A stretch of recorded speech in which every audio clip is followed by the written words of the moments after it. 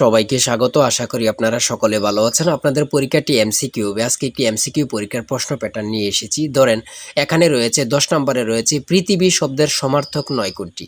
পৃথিবী শব্দের সমার্থক নয় কোনটি? এখানে ৪ টা অপশন দেয়া থাকবে, যে অপশনটি সঠিক।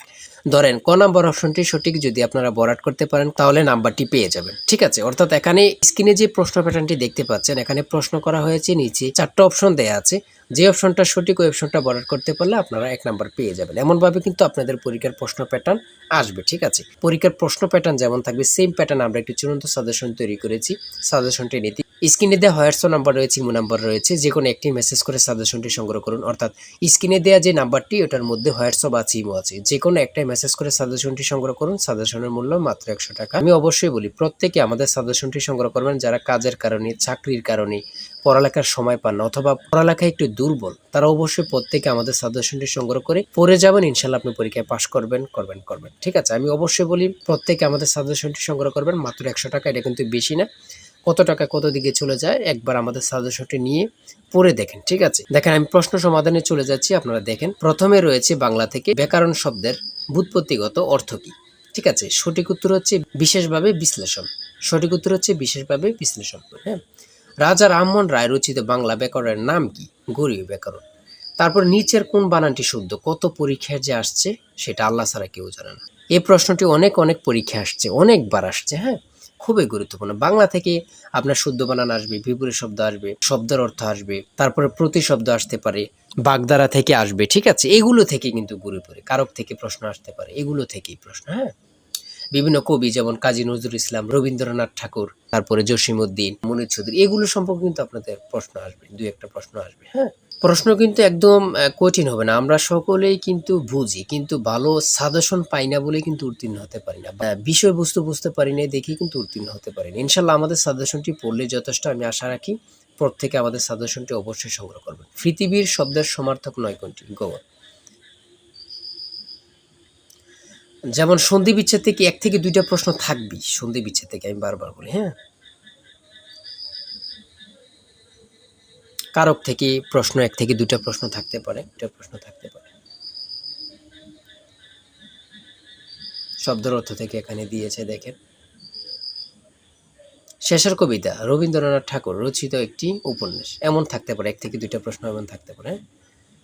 আমাদের সাজেশনে খুব সুন্দরভাবে, মানে খুব সুন্দরভাবে তৈরি। হ্যাঁ, কনফার্ম ১, কনফার্ম ২ অর্থাৎ মডেল টেস্ট অনুযায়ী দেয়া আছে। আপনারা নিলে বুঝতে পারবেন আসলে কতটা কার্যকরী। হ্যাঁ, ২৭ নম্বরে রয়েছে আইডেন্টিফাই দ্য কারেক্ট সেন্টেন্স। হ্যাঁ,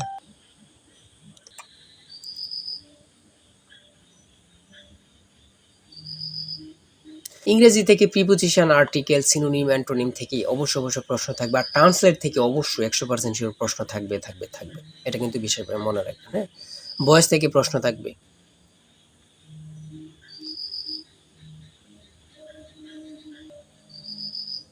অনুবাদ থেকে কিন্তু প্রশ্ন থাকবে। কারেক্ট স্পেলিং থেকে প্রশ্ন থাকবে। এই প্রশ্নটি কত পরীক্ষায় যে আসছে আল্লাহ ছাড়া কেউ জানে। আর ডাক্তার আসার পূর্বে রোগী মারা গেল, অনুবাদ কি বা অনুবাদ কোনটি? এমন ধরনের কিন্তু ট্রান্সলেট অবশ্যই থাকে। হ্যাঁ,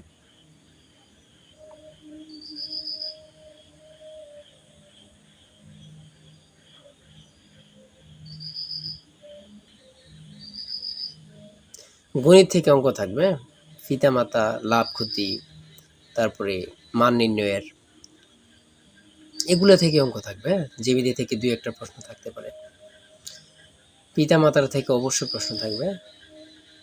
মৌলিক সংখ্যা থেকে থাকবে। ২৫ থেকে ৫০ পর্যন্ত সংখ্যার মধ্যে মৌলিক সংখ্যা কতটি? দ্বারা থেকে থাকবে।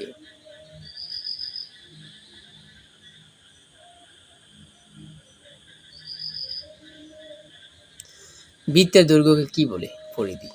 মান নির্ণয়ের থেকে থাকবে। ১ থেকে ২০ পর্যন্ত রাশিগুলোর যোগফল কত? বিশ্বের প্রথম কার্বন প্রভাবমুক্ত দেশ কোনটি? মানুষের শরীরে মোট কয়টি ক্রোমোজোম থাকে? কত জোড়া ক্রোমোজোম থাকে বা কয়টি ক্রোমোজোম থাকে? আয়োডিনের অভাবে কি রোগ হয়? হ্যাঁ,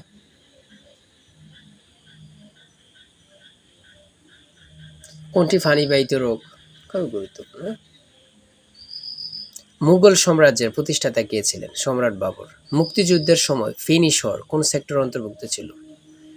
2 নম্বর, হ্যাঁ। সর্বশেষ 80 নাম্বারে রয়েছে উঁচু পর্বতারোহণে কিসের সমস্যায় পড়তে হয়? সেটা হচ্ছে বায়ুর চাপ, হ্যাঁ? এতটুকুই কিন্তু আপনাদের পরীক্ষার প্রশ্ন প্যাটার্ন। আমি অবশ্যই বলি যারা পরীক্ষা দিবেন আমাদের সাজেশনটি সংগ্রহ করেন। আর কোনো চিন্তার প্রয়োজন নেই। এখান থেকে ওখান থেকে প্রশ্ন দেখার প্রয়োজন নেই। আমাদের সাজেশনটি পড়লেই যথেষ্ট। খুব সুন্দরভাবে তৈরি। অবশ্যই আমাদের চ্যানেলটি সাবস্ক্রাইব পেজটি ফলো দিয়ে রাখবেন। পরবর্তী ভিডিও আপলোড দেওয়ার সাথে, সাথে চলে যাবে আপনার কাছে নোটিফিকেশন। আপনাদের প্রশ্ন সমাধান, রেজাল্ট সকল কিছু আমাদের চ্যানেলে সবার আগে পাবেন। অবশ্যই চ্যানেলটি সাবস্ক্রাইব করে রাখবেন আপনার জন্য। ঠিক আছে? এবং কি পারলে একটা লাইক করে দিবেন। আজকের ভিডিও এই পর্যন্তই। সবাই ভালো থাকবেন, সুস্থ থাকবেন। আপনার যে কোনো তথ্য জানতে কমেন্টে লিখুন। আল্লাহ হাফেজ।